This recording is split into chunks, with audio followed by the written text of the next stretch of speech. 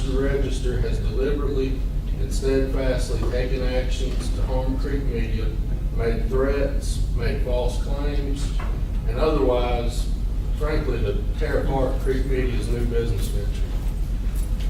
The court will hear a few of the ways Mr. Register has employed thus far in doing that, and I believe that's just the tip of the iceberg from some of the threats that have been made. Now, Creek Media is a business entity owned by three men that just love doing business, especially in downtown Macon. They're not litigious. They didn't want to have to seek the court's assistance. They've tried to rectify this situation several times, but they have failed. In the face of everything from respectful requests to stern demands, Mr. Register has continued to craft ways to inject himself in Creek Media's business. Put it shortly, there's not enough money coming in to keep the lights on at this point. And Mr. Register has taken the checks that would have helped keep lights on.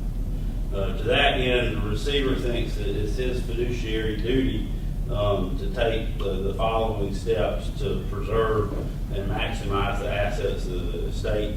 I understand that the receiver has notified that all employees that they're going to have to be temporarily laid off at the end of business September 15th until such time as the companies have sufficient cash resources to continue their operations, unless the court now orders Mr. Lowell Register to return the checks and their amount is sufficient to meet the current obligations.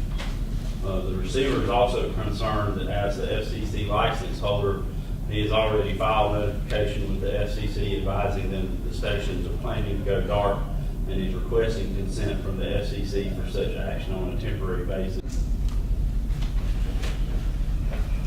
Were you informed that you were not welcome back on the premises of Creek Media? I was informed later to not go back there, and that was from my counsel that said, don't go back in there. And I said, oh, I hadn't planned to go back. I had no plans because I had made the one, I thought just a meeting with Les Griffin, and that if he wanted to talk about it further, he would come see me. Okay. So were you informed to just leave Creek Media alone, essentially? I don't know that I was informed to leave Creek Media alone. I have not interfered with anything they're doing. Have you seized any checks that were on the premises which were payable to any of the Register Communications, Radio Perry, or Radio Peach entities? Yes. Okay, and where are those checks today? I have them in my possession. Have you deposited those checks? No, I have not. Are you planning to deposit them?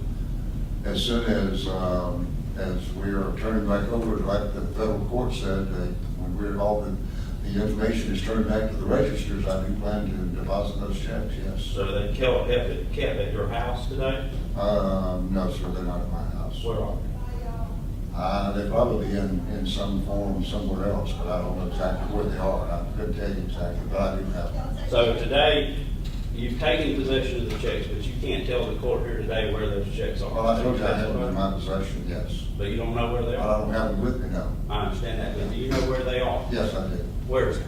I don't know where they are. They're probably somewhere in a briefcase somewhere. In your house? No, In your car? probably. What car? What kind of car? I don't know. Is that relevant that they know what kind of car I've got my briefcase in? I think so. Okay, well, it's in a sign. That's right. What year's the sign? What color? It's an 08. So you're just riding around with the checks wherever you No, go? I have them with me in the car, yes. Okay. I keep them, I don't keep them in the car, no. Okay. I just happen to have them in there today in my briefcase.